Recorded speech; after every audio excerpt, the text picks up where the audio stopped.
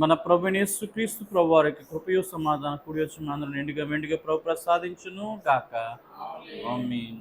నేటి దినమందు నిర్గమాకాండము 23వ అధ్యాయం మనం ధ్యానం చేసుకుంటున్నాం. కనుక ప్రియమైన దేవుని పిల్లలారా, మరి మొదటి నుంచి మనం చూస్తున్నట్లయితే, లేని వార్తను పుట్టింపకూడదు, అన్యాయపు సాక్ష్యంను పలుకుటకే దుష్టునితో నీవు కలియకూడదు, దుష్కార్యం జరిగించుటకే సమూహం వెంబడించవద్దు, న్యాయము తిప్పివేయుటకు సమూహముతో చేరి వ్యాజ్యములో సాక్ష్యము పలుకకూడదు. వ్యాజ్యమాడువాడు వేదవాడైనను వాని ఎడల పక్షపాతంగా ఉండకూడదు. లేని వార్తను ఏం చేయకూడదు? పుట్టించుకో. అంటే లేనిపోని మాటలు ఏం చేస్తారు? వార్తలు పుట్టిస్తూ ఉంటారు. అటు పుట్టించకూడదు. అన్యాయపు సాక్ష్యం ఏం చేయకూడదు? పలుకుటకే దుష్టునితో నువ్వేం చేయకూడదు? కలవకూడదు. దుష్కార్యం జరిగించుటకు సమూహం వెంబడి వెళ్ళవద్దు. అలాగే న్యాయము తిప్పివేయుటకు సమూహంతో చేరి వ్యాజ్యంలో సాక్ష్యము పలకూడదు. వ్యాజ్యమాడువాడు బీదవాడైతే పక్షపాతం వాడి ఎడల చూపించొద్దు. అలాగే నీ శత్రుని ఎద్దెను గాడిదను తప్పిపోచుండగా అది నీకు కనబడిన ఎడల అగత్యంగా దాన్ని ఏం చేయాలి? తోలుకుని వచ్చి వానికి అప్పగింపలను. శత్రువుది అయితే మనం ఏం చేస్తాం? మంచిదైంది, వీళ్ళు కాళ్ళలో పడినాయి, మంచిదైంది గోతులో పడినాయి, మంచిదైంది ఎటో పోను ఎవడో పట్టుకుపోతాడు అని ఏం చేస్తారు? వదిలేస్తారు. అలాగే ఎప్పుడు చేయమాకండి, తీసుకుని వెళ్ళి వాళ్ళకి అప్పగించండి అని దేవుడు మళ్ళీ ఏం చేస్తున్నాడు? ఈ మాట ద్వారా తెలియపరుస్తున్నాడు. నీవు నీ పగవాని గాడిద బరువు కింద పడి ఉండట చూచి దాని నుండి తప్పింపక ఎందునని నీవు అనుకున్నను అగత్యముగా వానితో కలిసి దాన్ని ఏం చేయాలి? విడిపింపాలి. నీ పగవాడు అంటే నువ్వు ఇష్టం లేనివాడు అనమాట. పడిపోయిందంటే బరువు కింద ఉన్నప్పుడు ఏం చేయాలా? ఆ అవతల వాడు ఎత్తుతున్నప్పుడు వాడితో పాటు నువ్వు కూడా వెళ్ళి ఏం చేయాలి? ఎత్తి సాయం చేయాలి. అంటే మంచి మాట చెప్తున్నారు లేదా దేవుడు? మంచి విషయాలు ఇవి, మంచి మాటలు అన్నమాట. అలాగే దరిద్రుని వ్యాజ్యంలో న్యాయం విడిచి తీర్పు తీర్చకూడదు. చాలామంది ఏం చేస్తారంటే ఆడికి మంచి తీర్పు ఇచ్చినా ఒకటే, చెడు తీర్పు ఇచ్చినా కూడా ఒకటే, వచ్చేది ఒరిగిది ఏం లేదని ఏం చేస్తారు చాలామంది? దరిద్రుడి పక్షాన్ని ఎవరు నిలబడ్డు, ధనికుడి పక్షాన్ని ఏం చేస్తారు? నిలబడతారు. కనుక అలా దరిద్రుని దగ్గరికి వచ్చేసరికి వాడి తీర్పు విడిచి తీర్చకూడదు. అబద్ధమునకు దూరంగా ఉండుము. నిరపరాధి అయిన నీతిమంతునైనా చంపకూడదు. నిరపరాధి అయిన నీతిమంతుని ఏం చేయకూడదు? చంపకూడదు. అలాగే నేను దుష్టుని నిర్దోషిగా ఏం చేయను? ఎంచను. లంచము తీసుకొనకూడదు. లంచము దృష్టి గలవానికి గుడ్డితనము కలుగజేసి నీతిమంతుల మాటలకు అపార్థము చేయించును. పరదేశిని బాధింపకూడదు. పరదేశి మనసు ఎట్లుండో మీరు ఎరుగుదురు. మీరు ఐగుప్తు దేశంలో పరదేశంలో ఉంటుంది కదా. మీరు ఉన్నారు కనుక మీకు తెలుసు కనుక పరదేశం మీ దగ్గర ఉన్నప్పుడు కొంచెం జాగ్రత్తగా ఏం చేయండి? మీకు ఆల్రెడీ కలిగిన అనుభవాన్ని మళ్ళీ అలా పంచిపెట్టొద్దని చెప్పి దేవుడు ఏం చేస్తున్నారు? హెచ్చరిస్తూ ఉన్నాడు. కనుక 6 సంవత్సరాలు నీ భూమిని విత్తి దాని పంట కూర్చుకుని వలను. 6 సంవత్సరాలు నీదే. మరి 7 సంవత్సరాలకు వచ్చేసరికి ఏం చేయాలా? దాన్ని వీడిగా విడిచిపెట్టాలి. మళ్ళీ నువ్వేం చేయకూడదు దానికి. అప్పుడు ప్రజల్లోని బీదలు తిన్న తర్వాత మిగిలిన అడవి మృగం తినవచ్చును. నీ ద్రాక్ష తోటల విషయంలో కూడా, నీ ఒలీవ తోట విషయంలో కూడా అలాగనే చేయవలను. 6 సంవత్సరాలు నీ పంట పొలంలో నువ్వు చేసి పండించిన పంట ఏం చేయొచ్చు? తినొచ్చు. కానీ మళ్ళీ దేవుడు ఇక్కడ కూడా వచ్చేసరికి విశ్రాంతి దినాన్ని ప్రకటించినట్టు ఏం చేస్తున్నారు? 7వ సంవత్సరం ఉంది బీదలకి, మృగాలకి, అలాగే పక్షులకి ఏం చేయండి? విడిచిపెట్టమని చెప్పి 7 సంవత్సరం నువ్వు వ్యవసాయం చేయొద్దు అని దేవుడు చెప్తూ ఉన్నాడు. కనుక అలాగే ఒలివ తోటలను, ద్రాక్ష తోటలు కూడా ఏం చేయాలా? విడిచిపెట్టేమని చెప్తున్నారు. 6 దినములు నీ పనులు చేసి నీ ఎద్దును, నీ గాడిద, నీ దాసి కుమారుడు పరదేశం విశ్రమించినట్లు 7వ దినమున ఊరక ఉండవలను. అలాగే 6 దినాలు పనిచేసి 7వ దినం ఏం చేయకూడదు? ఏ పని చేయకుండా నీ ఇంట్లో వాళ్ళందరితో సహా, దాసుడు అందరితో సహా ఏం చేయాలా? మరి సైలెంట్గా కూర్చోవడం అనమాట. పని ఏమి చేయకూడదు. నేను మీతో చెప్పిన వాటన్నిటి జాగ్రత్తగా గైకొనవలను. వేరొక దేవుని పేరు ఉచ్చరింపకూడదు, అది నీ నోట రానియకూడదు. చాలామంది మరి ఏం చేస్తారు? వేరొక దేవుడిని మరి ఉచ్చరించగానే యువతల నుంచి కూడా ఏం చేస్తారు? అదే పేరుని ఉచ్చరిస్తూ ఉంటారు. అలా ఉచ్చరించకూడదు. అలా ఉచ్చరిస్తే దేవుడు ఏమంటున్నాడు? మరి ఆ దేవుడు ఒప్పుకోడు అంటున్నాడు. ఆ మాటకి ఏం చేయకూడదు? ఒప్పుకోడు. కనుక వేరొక నామాన్ని జపించినా, వేరొక నామాన్ని స్మరించినా, వేరొక నామాన్ని హృదయంలో కూడా ఏం చేయకూడదు? పెట్టుకోవద్దు అంటున్నాడు. సంవత్సరంకు 3 మార్లు నాకు పండుగ ఏం చేయాలా? ఆచరించాలని. ఏం పండుగ ఆచరించాలా? పులియన్ రొట్టె పండుగలను ఏం చేయాలి? ఆచరించాలా. కనుక నేను నీకు ఆజ్ఞాపించిన అబీబు నెలలో నీవు ఐగుప్తు నుండి బయలుదేరి వచ్చినవి కనుక ఆ నెలలో నీ యొక్క కాలం మంది 7 దినములు పులియని రొట్టె పండగ అనేది ఏం చేయాలి, ఆచరించి తినవలను. కనుక నా సన్నిధిని ఎవరినో వట్టి చేతులతో ఏం చేయకూడదు, కనపడకూడదు. వట్టి చేతులతో కనపడకూడదు అంటే ఏంటంటే పట్టుకొని రావాలా, పంటల్లో నుంచి అన్నీ కూడా ఏం చేయాలా, దేవుడి దగ్గరికి కోత పండగ తీసుకొని రావాలి. కనుక నీవు పొలంలో విత్తిన నీ వ్యవసాయ సాయంలో తొలి పంట యొక్క కోత పండుగను పొలంలో నుండి నీ వ్యవసాయం పొలంలో నుండి నీవు కూర్చుకున్న తర్వాత సంవత్సరాంత ఫల సంగ్రహ పండుగను ఆచరింపవలను. సంవత్సరంకు 3 మారులు పురుషులందరూ ప్రభు అయిన యెహోవా సన్నిధిని ఏం చేయాలి, కనబడి ఎన్నిసార్లు కనిపించాలండి, సంవత్సరానికి 3 సార్లు దేవుని సన్నిధిలో పురుషులు అనేవారు కనిపించాలి. అలాగే నా బలులు రక్తమును పులిసిన ద్రవ్యంతో అర్పింపకూడదు. రక్తంతో కలిసిన దాన్ని కానీ పులిసిన దాంతో కానీ కలిపి ఏం చేయకూడదు, అర్పణలు అనేవి అర్పించకూడదు. నా పండుగలో సమర్పించిన కొవ్వు ఉదయం వరకు నిలువ ఉండకూడదు. నీ భూమి ప్రథమ ఫలములో మొదటి వాటిని దేవుడిని యెహోవా మందిరమునకు తేవాలను. మేకపిల్లను దాని పాలతో ఉడకబెట్టకూడదు. మేకపిల్లని వండేటప్పుడు ఏం చేయకూడదు, తల్లి పాలతో ఉడకబెట్టకూడదు. ఇదిగో త్రోవలో నిన్ను కాపాడి నేను సిద్ధపరిచిన చోటుకు నేను రప్పించుటకు ఒక దూత నీకు ముందుగా పంపుచూ ఉన్నాను. ఆయన సన్నిధిని జాతిగా నుండి ఆయన మాట వినవలను. ఆయన కోపం రేపొద్దు. మీ అతిక్రమములను ఆయన పరిహరింపడు. నా నామం ఆయనకు ఉన్నది. ఏం చేస్తారండి, దూతను పంపిస్తున్నాను కనుక ఆ దూతకి నా నామం ఉంది కనుక మీరు బహు జాగ్రత్తగా ఏం చేయాలి, మీరు జాగ్రత్తగా నడుచుకోవాలి. ఎటువంటి పరిహారం అనేది పరిహరింపుడు. అతిక్రమలను ఏం చేయడండి, పరిహరింపడు. ఆ దూత ఏం చేయదు, పరిహరించదు. కానీ ఏం చేస్తారు, రివర్స్ శిక్షించడం అనేది ఖచ్చితంగా అవుతుంది. కనుక అయితే నీవు ఆయన మాటను జాగ్రత్తగా విని నేను ఆజ్ఞాపించిన యావత్తు చేసినలా నేను నీ శత్రువులకు శత్రువును, నీ విరోధులకు విరోధునై ఉండును. ఎట్లనగా నా దూత నీకు ముందుగా వెలుచు అమోరీయులు, హిత్తీయులు, పెరిచీలు, కనానీయులు, హివీలు, యోబుసీయులు వారున్న చోటుకు నిన్ను రప్పించును. నేను వారిని సంహరించదును. ఇంకా చెప్తున్నారు, వారి దేవతలను సాగిలపడకూడదు, వాటిని పూజింపకూడదు, వారి క్రియల వంటి క్రియలు చేయక వాటిని తప్పక నిర్మూలన చేసి వారి విగ్రహమును బొత్తిగా పగలగొట్టవలను. నీ దేవుడిని యెహోవానే సేవింపవలను. అప్పుడు ఆయన నీ ఆహారం నీ పాలను దీవించును. నేను ఈ మధ్య నుండి రోగము తొలగించుదును. కడుపు దిగబడినదియు గొడ్డుదియు నీ దేశంలో ఉండదు. నీ దినముల లెక్క సంపూర్తి చేసేదను. నన్ను బట్టి మనుషులు నీకు భయపడినట్లు చేసేదను. నీవు పోవు సర్వదేశంలో వారిని వాడగొట్టి నీ సమస్త శత్రువుని ఎదుటి నుండి పారిపోయినట్లు చేసేదను. నీకు ముందుగా కందురీగలు నీకు ముందుగా నేను పంపించేదను. అవి నీ ఎదుటి నుండి హివీలు, కనానీయులు, హిత్తీయులు వెలగొట్టును. దేశం పాడే అడవి మృగములు నీకు విరోధంగా విస్తరింపుకున్నట్లు వాటిని 1 సంవత్సరంలో నీ ఎదుటి నుండి ఏం చేస్తాను, వెళ్ళగొడతాను. కనుక దేవుడు చెప్తున్నటువంటి మాట, దేవదూతను మీకు ముందుగా పంపిస్తాను. దేవదూత మరి శత్రువులందరినీ కూడా ఏం చేస్తుంది, వెళ్ళగొట్టడం అనేది జరుగుతుంది. అలాగే మీకు ముందుగా వెళ్ళి మీకు ఉన్నటువంటి అక్కడ ఉన్న దేవతలను ఏం చేయకూడదు, మీరు సాగిలపడొద్దు, పూజించొద్దు, వాటికి నమస్కారము చేయొద్దు. ఇంకేం చేయమని విగ్రహాలను ఉంటే వాటిని పగలగొట్టండి అని చెప్పడం అనేది జరుగుతుంది. అలాగే అప్పుడు అలాగా మీరు ఇతర దేవతల వైపు వెళ్ళకపోతే నీ పానమును నీవు తిండే ఆహారమును ఏం చేస్తాడు, దేవుడు దీవిస్తారు. నీ మధ్య ఏ రోగం కూడా ఉండకుండా దేవుడు సహాయం చేస్తాడు. కడుపు దిగినదియు గొడ్డుది అనేది ఏమి కూడా నీ దేశంలో ఉండకుండా నీ దినములు లెక్క ఏం చేస్తాను, సంపూర్తి చేస్తానని. అలాగే పెద్ద కందిరీగలను పంపించి దేవుడు హివీలు, కనానీయులు, హిత్తీయులు ఏం చేస్తారు, వెలగొడతారు. ఆ దేశం పాడై అడవి మృగములకు విరోధంగా విస్తరింపకున్నట్లు దేవుడు వారిని 1 సంవత్సరం ఎదుటి నుండి ఏం చేస్తారు, అడవి మృగాలన్నింటినీ వెళ్ళగొట్టడానికి దేవుడు పంపిస్తారు. దేవుడు వెళ్ళగొడతా అంటున్నారు. నీవు అభివృద్ధి పొంది ఆ దేశం స్వాధీనపరుచుకునే వరకు క్రమక్రమంగా వారిని ఎదుటి నుండి వెళ్ళగొట్టేదను. మరి ఎర్ర సముద్రం నుండి ఫిలిష్తీయుల సముద్రం వరకు, అరణ్యం నుండి నది వరకు నీ పొలివేన్లను ఏం చేస్తాను, ఏర్పాటు చేయాలి. అంటే ఎంత దూరం ఇస్తున్నాడు చూడండి దేవుడు.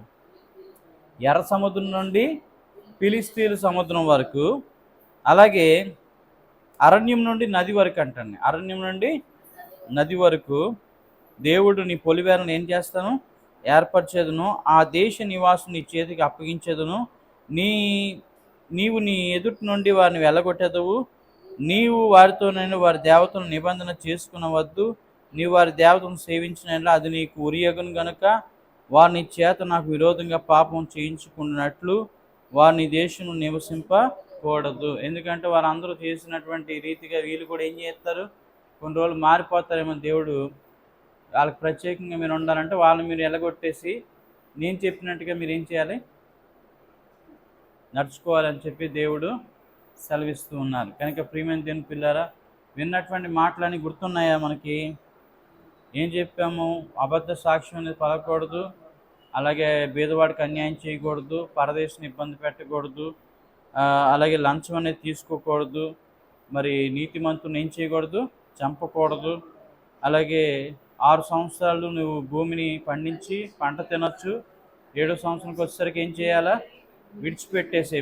ఎవరి కోసం? బీదల కోసం, మృగాల కోసం, పక్షుల కోసం ఏం చేయు, విడిచిపెట్టే. అలాగే ఒలివ తోట, ద్రాక్ష తోట కూడా విడిచిపెట్టమని దేవుడు చెప్తున్నారు. వేరొక దేవుని నామాన్ని ఏం చేయకూడదు, ఉచ్చరించకూడదు. సంవత్సరానికి 3 సార్లు పండగ అనేది ఆచరించాలి. అలాగే అబీబు నెలలో ఐగుప్తు దేశం మీరు వచ్చారు కనుక అదే నెలలో ఏం చేయాలి, 7 దినములు పులియని రొట్టెల పండుగను ఆచరించాలి. అలాగే నీవు పొలంలో విత్తనం, నీ వ్యవసాయ తొలి పంటల్లో ఏం చేయాలి, అన్నింటిలో కూడా దేవునికి ప్రథమ ఫలాన్ని ఇవ్వాలి, ఫల సంగ్రహ పండుగను ఆచరించాలి. సంవత్సరానికి 3 సార్లు మగవాళ్ళందరూ కూడా, పురుషులందరూ ఏం చేయాలి, యెహోవా సన్నిధిలో కనిపించాలి. ద్రవ్యం అనేది, అలాగే కొవ్వు ఉదయం వరకు ఎవరికి దేవుడికి అర్పించిన దాంట్లో కొవ్వు అనేది ఏం చేయకూడదు, ఉదయం వరకు మిగిలి ఉండకూడదు. రక్తము కానీ పులిసిన దాంతో కానీ దేవునికి అర్పణ అనేది ఇవ్వకూడదు. అలాగే మేకపిల్ల తల్లి పాలతో ఏం చేయకూడదు, ఉడకపెట్టకూడదు. కనుక దేవుడు అంటున్నాడు, నీకు దూతను ముందుగా పంపిస్తాను, ఆ దూత మాట మీరు వినండి, జాగ్రత్తగా ఉండండి, మీ అతిక్రమం మాత్రం దూత ఏం చేయదు, పరిహారం అనేది చెయ్యదు అనే సంగతి దేవుడు చెప్తూ ఉన్నారు. కనుక అన్నిటికీ లోబడమని చెప్పమన్నారు. అలాగే అక్కడ ఉన్నటువంటి జనాంగం ఎవరైతే వేరే వాళ్ళు ఉన్నారో, అమోరీయులు, హిత్తీయులు, పెరిజీలు, కనానీయులు, వారందరినీ కూడా దేవుడు ఏం చేస్తానన్నారు, సంహరించేస్తాను అని చెప్పారు. అలాగే వారి మీదకి అన్య దేవతలైన వారిని మొక్కకపోతే దేవుడు మన పానమును, మన ఆహారం ఏం చేస్తారు, దీవిస్తానని చెప్పారు. అక్కడ ఉన్నటువంటి అన్య దేవతలు మీరు సాగిలపడకూడదు, పూజించకూడదు, వారు అనుసరించినట్టు ఏది కూడా మీరు అనుసరించకూడదు. ఇంకా అవసరమైతే అక్కడ ఉన్నట్టు విగ్రహాలన్నింటినీ ఏం చేయండి, శేషం అనేది మిగలకుండా అన్నిటి పగలగొట్టి మీరు నిర్మూలన చేయమని సమాధానం దేవుడు చెప్తూ ఉన్నారు. కనుక అలాగే ఐగుప్తీయులు కలిగిన ఏ రోగం కూడా మీకు రాకుండా దేవుడు సాయం చేస్తున్నాడు. గొడ్డుది కానీ, అలాగే రోగంతో ఉన్నది కానీ ఏది కూడా అక్కడ మీ దాంట్లో నివసించదు. మృగాలు లేకుండా 1 సంవత్సరంలోనే ఏం చేస్తాను, మృగాలను దేవుడు వెళ్ళగొడతాను అని చెప్పి కూడా దేవుడు చెప్తున్నారు. అలాగే పెద్ద కందిరీగలు పంపించి అక్కడ ఉన్నటువంటి జనాంగాంతరిని కూడా ఎంటపెట్టి ఏం చేస్తారు, దేవుడు బయటికి పారిపోయేటట్టు చేస్తానని సెలవిస్తున్నారు. అక్కడ ఉన్న ప్రాంతం అంతటినీ కూడా ఎక్కడి నుంచి ఎక్కడి వరకు మేరలు అంటే మరి హద్దులు నియమించారంటే ఎర్ర సముద్రం నుండి ఫిలిస్తీ సముద్రం వరకు, అలాగే ఇక్కడ అరణ్యం నుండి అక్కడ నది వరకు కూడా దేవుడు పొలిమేరలను ఏం చేశారు, సరిహద్దులను ఏర్పాటు చేసి వాళ్ళకి దేవుడు అప్పగిస్తూ ఉన్నాడు. కనుక అక్కడ అన్ని దేవతలను మళ్ళీ ఏం చేయొద్దు, మీరు పూజించొద్దు. విరోధంగా వారు మీతో పాపం చేయించుకున్నట్లు వారిని మీ ఎదురు నుంచి ఏం చేస్తాను, వెళ్ళగొడతాను. ఇది 33 వచనాల్లో మరి 23వ అధ్యాయంలో దేవుడు చెప్పినటువంటి మాటలు. వీటిని ఏం చేయాలి, శ్రద్ధగా మనము వినాలి. కనుక ఇందులో ఈ వాక్యం బట్టి మనకి ఏం అర్థమైంది అంటే, ఈ దినాల్లో కూడా మనం ఎవరి మీద కూడా అబద్ధ సాక్ష్యాలు పలకూడదు, అలాగే బీదవాడికి అన్యాయము చేయకూడదు. మృగాల గురించి కూడా ఆలోచించాలి. మన పంట పొలాలు 6 సంవత్సరాలు పండించుకుని 7 సంవత్సరాలు వదిలేయండి అని దేవుడు ఆ దినాలు చెప్పారు. ఈ దినాలు ఎవడన్నా వదులుతాడండి? వదులుతాడా? వదలరు అసలు. మిగిలిపోయిన అన్నం బాగుంటేనే ఏం చేస్తాం, ఫ్రిడ్జ్లో పెట్టి మనం తినేస్తాం తప్ప. చూడండి, కొంచెం చికెన్ పాసిపోయినా సరే ఏం చేస్తాం, బాగున్నా సరే వేసేసి ఎలాగోలాగా తినేసి రోగాలని తెచ్చుకుంటాం, కానీ తీసుకుని కుక్క మాత్రం ఏం చేయం, వేయడానికి ఇష్టపడం అన్నమాట. ఎందుకంటే అమ్మ బాబు ఎంత కూర అంటాం.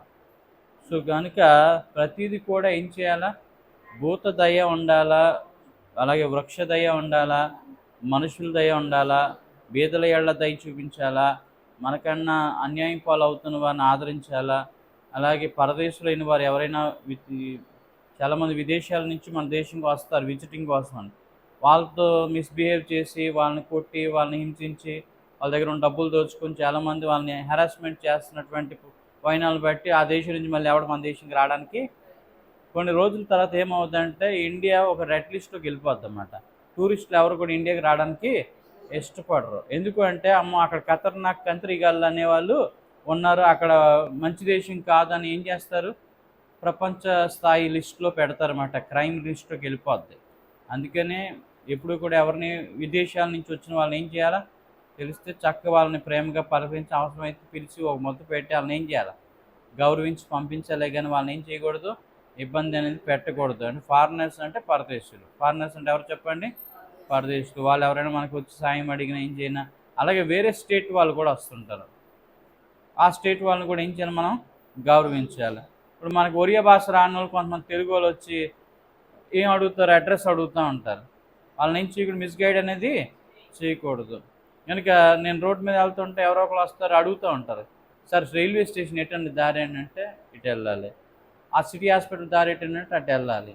వాళ్ళు చెప్తే ఏం చేస్తారు, థ్యాంక్స్ అని చెప్పుకుంటూ వెళ్తారు. అందుకని ఎవరిని అడిగితే మనం ఏం చేయాలి, వాళ్ళకి సరైన అడ్రస్ చెప్పి వాళ్ళని ఇసుక్కోకూడదు. చాలామంది ఏం చేస్తారంటే ఇసుక్కుంటూ ఉంటారు. కనుక మంచిగానే ప్రతి ఒక్కరిని ఏం చేయాలి, మనం గైడ్ చేయవలసిన అవసరం మనకి ఉంది.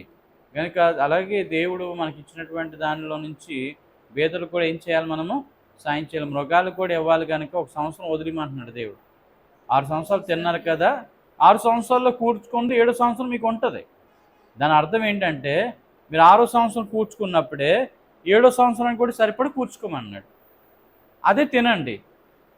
7వ సంవత్సరం మాత్రం వ్యవసాయం అనేది ఏం చేయొద్దు, ఆ సంవత్సరం అంతా ఏ పని చేయొద్దు, ఏం చేయొద్దు, అది ఉంటుంది మీకు. ఇప్పుడు కోడి గుడ్లు పెట్టింది అనుకోండి, ఏం చేయండి, దాచుకోండి, పాడవు అవి.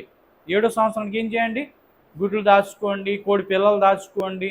ఏం దాచుకున్నా సరే ఈ సంవత్సరం అంతా కూడా ఏం సరిపెట్టేట్టుగా ఏం చేస్తాయి, ఉంటాయి. మరి కొత్తగా మనం ఏం చేయవద్దు, దానికి సంబంధించిన ఏది కూడా వర్క్ చేయొద్దని దేవుడు చెప్పడం జరుగుతుంది. అది ఇజ్రాయెల్ ప్రెసిడెంట్ వరకు వర్తిస్తుంది అని మనం నమ్ముతున్నాము. మన దగ్గరకు వచ్చేసరికి కొంత మార్పు అనేది జరిగింది. అయితే మనకి ఎటువంటి నియమావళి దేవుడు ఇవ్వాల. 10 ఆజ్ఞలు అయితే యేసుప్రభువారి ద్వారా మళ్ళీ రిపీట్ చేయబడ్డాయి. వాటిని మనం ఖచ్చితంగా ఏం చేయాలా, ఫాలో అవ్వాలి. కానీ పులియన్ రొట్టెల పండుగ మనకు అవసరం లేదు. ఇందులో ఏ పండుగ చేయకూడదు, మనం పులియన్ రొట్టె పండుగ మనకు అవసరం లేదు.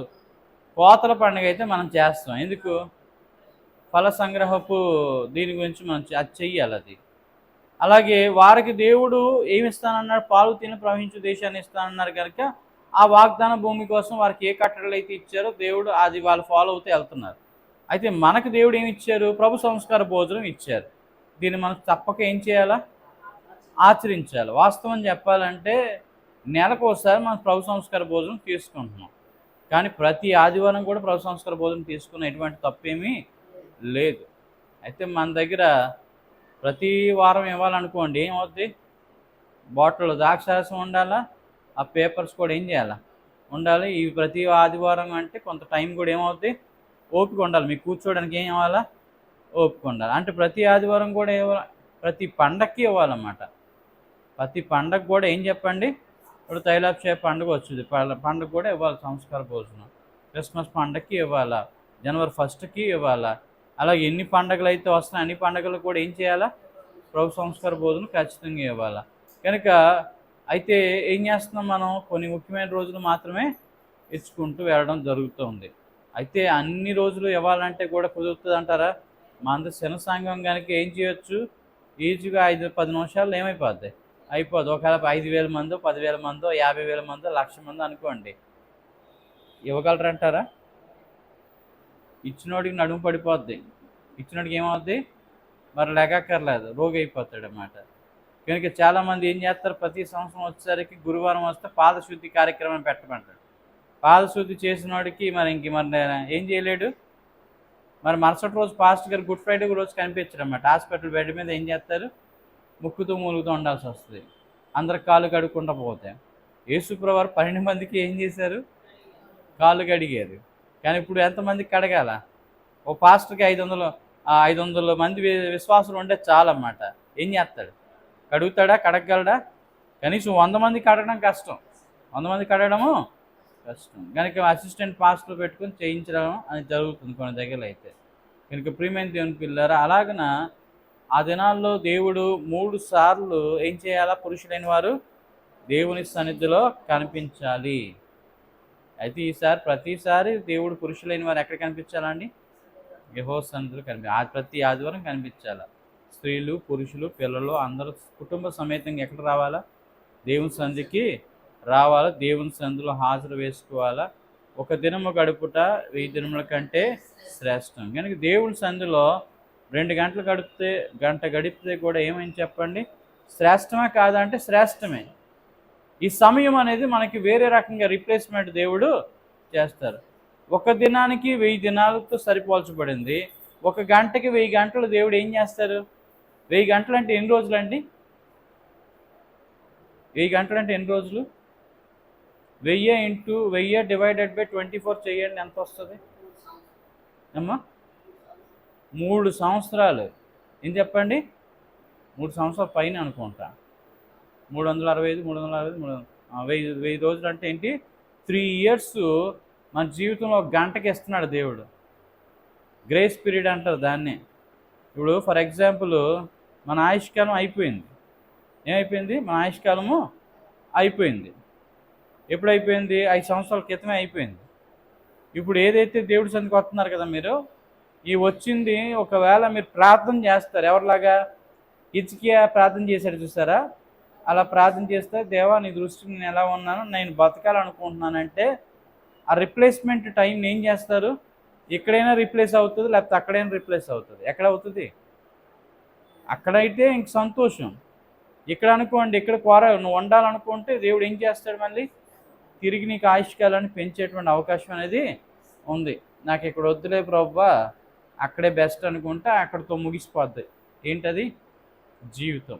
కనుక ఎప్పుడు ఎవరు జీవితం ఎలా అవుతుందో కూడా ఎవరికి కూడా తెలియదు. కనుకనే మనం ఉన్నంత కాలంలోనే దేవునికి నమ్మకస్తులంగా, దేవునికి విధేయులంగా, ఎంటైర్ ఈ బైబిల్లో చెప్పబడుతున్న మాటలన్నింటిలో ఏంటి అంటే దేవుడికి లోబడి ఉండండి. మీ అతిక్రమ క్రియలను యెహోవా దూత ఏం చేయదు? పరిహారం చేయదు. ఇప్పుడు మనకు పరిహారం చేయడానికి వారి చుట్టూ ఆయన దేవదూతలు కావలిండి వారిని ఏం చేస్తారు? రక్షిస్తారు. దేవుని మాట వినని వాడు, దేవుని నమ్మిన వాడైనా సరే దేవుడు వారిని ఏం చేయడు? రక్షించడు. వైఎస్ రాజశేఖర రెడ్డి గారు యోర్దాన్ నదికి వెళ్ళి బాప్తిసం తీసుకున్నాడు. కానీ హెలికాప్టర్ ప్రమాదంలో దేవుడు రక్షించాడు అంటారా? ఎందుకు రక్షించలేదు? దేవునికి నచ్చని పని చేస్తే, నీకు ఏ దేవుడు నచ్చడో ఆ దేవుడి మీద సంపూర్ణంగా నువ్వేం చేయాలా? ఆనుకొని ఉండడం అనేది ఆనవాయితీ. అందరికీ ఉన్నటువంటి సెంటిమెంట్ అదే. హిందువులు నమ్మిన వాళ్ళు ఏం చేయాలా? హిందూ దేవుల్ని గట్టిగా పట్టుకోండి, ఏం ప్రాబ్లం లేదు. యేసుప్రభుని పట్టుకున్నాడు, యేసుప్రభునే పట్టుకోండి. ముస్లిం అల్లాని పట్టుకున్నాడు, అల్లానే పట్టుకోండి. మీకు దాని మీద విరక్తి కలిగినప్పుడు ఎక్కడికి వస్తారు మీరు? పక్క దాని మీద మనసు అనేది కలుగుతుంది. నేను చెప్పేది ఏంటి అంటే, సత్యం అనేది గ్రహించడానికి మనం నమ్మింది ఎప్పుడైతే మనకి సరిగ్గా వర్కౌట్ అవ్వకపోతే పక్కన వైపు చూస్తాం మనం. అవునా కదా? ఇప్పుడు ఒకడేమో బిర్యానీ తెచ్చుకున్నాడు, గుమగుమ వాసన వస్తుంది. ఇంకోటి పులిహార తెచ్చుకున్నాడు, ఇంకోటి పెరుగన్నం తెచ్చుకున్నాడు. ఈ పెరుగన్నం తింటున్నాడు, పెరుగు పులిసిపోయింది. నోట్లో పెడుతుంటే ఎలా ఉంటుంది? పుల్లగా ఉంది. అలా నేను తినలేకపోతున్నాను. ఇటు చూస్తే ఏముంది? పులిహార కనిపిస్తుంది. అటు చూస్తే ఏం కనిపిస్తుంది? బిర్యానీ కనిపిస్తుంది. ఇప్పుడు బిర్యానీ వాడు ఒక మతం అనుకుందాం, పులిసిపోయిన పులిహార ఒక మతం అనుకుందాం, పెరుగన్నము పులిసిపోయింది కనుక ఒక మతం అనుకుందాం. ఎప్పుడైతే తను తెచ్చుకున్న క్యారేజ్ పులిసిపోయిందో తను ఏం చేస్తాడు? ఇది నేను తినలేకపోతున్నాను, నీ పక్కన నాకు కొంచెం ఏం చెయ్యు, ఈరోజు కరివేవు, రేపు నేను తీసుకొస్తే నేను ఏం చేస్తాను? నాది నీకు ఇస్తానని చెప్పి ఏం చేస్తాను? షేర్ చేసుకుంటా ఉంటాను. ఇప్పుడు ఇక్కడికి వచ్చేసరికి ఏంటంటే, అందరికీ అన్ని మత గ్రంథాలు చెప్తున్నటువంటి సారాంశ సత్యం ఏంటంటే మోక్షం ఉన్నది అని చెప్తున్నారు. అందరూ చెప్తున్నారా లేదా? హిందూ సోదరులు చెప్తారు ఏమని? నువ్వు మంచి చేస్తే నాయన నీ మంచి కర్మను బట్టి అక్కడికి వెళ్తావు, మోక్షానికి వెళ్తావు. నీ మంచి క్రియలు ఎక్కడ తీసుకెళ్తావు? నేను మోక్షాన్ని తీసుకెళ్తుంది. అలాగే ఖురాన్ కూడా ఏం చెప్తుందండి? నువ్వు మంచిగా అల్లా మాట విని శుభ్రంగా ఉంటే ఎక్కడికి వెళ్తావు? మోక్షానికి వెళ్తావు. మరి యేసుప్రభువు ఏం చెప్తున్నారు? నేనే మార్గం, నేనే సత్యం, నేనే జీవం, నా ద్వారా తప్ప నా తండ్రి యొద్దకు ఎవరు కూడా వెళ్ళలేరు. ఇప్పుడు ముగ్గురు చెప్తున్నటువంటి సత్యం ఏంటంటే మోక్షం అనేది ఉంది, మోక్షానికి వెళ్ళాలంటే మంచి పనులు చేయాలని. అయితే ఇక్కడ ఉన్నటువంటి వేరియేషన్ గమనించాలి మనం. యేసుక్రీస్తు చెప్పిన మాట ఎలా ఉందంటే వీళ్ళిద్దరికీ వేరుగా చెప్పినట్టు ఉంది. ఎవరిని చెప్తుంది, వ్యతిరేకిస్తున్నట్టు ఉంది? నేనే అన్నాడు. అక్కడ ఏమన్నాడు చెప్పండి? యేసుప్రభువారు నేనే మార్గం, నేనే సత్యం, నేనే జీవం అన్నాడు. నేనే అని అంటే అర్థం ఏంటి? నేను తప్ప వేరొకడు నీకు వండుకోడు. ఈరోజు క్రైస్తవ్యాన్ని ముస్లిముడు కలుపుకోలేకపోతాడు, హిందూ కలుపుకోలేకపోతాడు. కారణం ఏంటో తెలుసా? లేదంటే సనాతన ధర్మంలో యేసుప్రభుని కూడా ఏం చేసేవాడు? కలిపేసి ఆయనకి కూడా కోవిలు కట్టేసేవారు. కొట్టారో లేదా? ఈరోజు యేసుప్రభువారి శిలా విగ్రహం చేయలేకపోతున్నారు, యేసుప్రభువారి మొక్కలేకపోతున్నారు, యేసుప్రభుని వీళ్ళు కలుపుకోలేకపోతున్నారు, ఆలు కలుపుకోలేకపోతున్నారు. కారణం ఏంటంటే యేసయ్య విభిన్నమైనటువంటి పాత్రగా వారి దృష్టిలో కనిపిస్తున్నారు. ఎందుకంటే విగ్రహారాధన అనేది ఆ మత గ్రంథాల్లో కూడా రాసి ఉంది. ఏమని? చెయ్యొద్దు అని చెప్పి. వాళ్ళ పెద్దలు కూడా స్వామి వివేకానంద, అలాగే రామకృష్ణ పరమహంస, గొప్ప గొప్ప వాళ్ళందరూ కూడా ఏం చేశారండి? మరి ఇప్పుడు ఉన్నటువంటి గరికపాటి నరసింహరావు గారు, అలాగే చాలా మంది పెద్దలు ఏం చెప్తున్నారండి? విగ్రహారాధన అనేది చేయాల్సిన అవసరము లేదు అని పెద్దలు చెప్తున్నారు. అయితే ప్రజలకు అలవాటు అయిపోయింది. ప్రజలకు ఏమైపోయింది? వాళ్ళ ముందు ఏదో ఒకటి ఉంటే కానీ ఏం చేయరు, వాళ్ళకి తృప్తి ఉండదు. వాళ్ళకు దేవుడికి ఇచ్చేస్తే వాళ్ళు దేవుడు తీసుకుంటాడన్న ఒక భ్రమలో ఏం చేస్తున్నారు? బ్రతుకుతున్నారు. కనుక దేవుడు ఏమన్నాడు? నువ్వు నా రూపంలో ఉన్నారా బాబు, నువ్వు ఏ రూపాన్ని ఏం చేయొద్దు, చేసుకోవద్దు, సాగిలపడద్దు, పూజించవద్దు, ఏం చేయొద్దు అని దేవుడు ఇప్పుడు ఇజ్రాయెల్ ప్రజలైన వారు దేవుడు చెప్పారు. ఇజ్రాయెల్ ప్రజలైన వారు దేవుడు యేసుప్రభువు వారికి ఈ లోకానికి వచ్చారు కనుక లోకమంతటికి నన్ను గురించి ప్రచారం చేయమన్నారు కనుక ఈరోజు మన దగ్గరికి వచ్చింది. మనం ఒకప్పుడు అందరూ మనం ఏం చెప్పండి? మనం హిందువులమే, మనం కూడా అన్ని గుళ్ళు గోపురాలు తిరిగిన వాళ్ళమే. కానీ ఈరోజు ఎందుకు నమ్ముతున్నాం? యేసుప్రభువుని నమ్మి మిగతా వాటిని మనం ఎందుకు అనుసరించడం లేదంటే ఇందులోకి వచ్చిన తర్వాత ఇంకా అందులోకి వెళ్ళడానికి మనకేం లేదు, మనస్సు లాగదు. ఎందుకంటే పూర్ణమైనది వచ్చింది, పూర్ణం కానిది ఏమైపోద్ది? నిరర్థకం అనేది అవుతుంది. నిజమైనటువంటి దేవుడు రుచి చేసిన తర్వాత మరి నిజము కాని వాటి వైపు మనం ఏం చేయకూడదు, వెళ్ళకూడదు అనే సంగతి ఇక్కడ మనం గమనించాలి. అదే ఇజ్రాయెల్ ప్రజలు దేవుడు చెప్తున్నారు, అన్ని దేవతలు కానీ దేవుళ్ళు కానీ మీ నోటి నుంచి ఏం చేయొద్దు, ఉచ్చరించొద్దు. చాలామంది కోపాలు వస్తాయి. ఏమొస్తాయని చెప్పండి? ఏమంటే మా దేవుళ్ళని మీరేంటి ఉచ్చరించకూడదు అంటున్నారు, ఇచ్చేయకూడదు.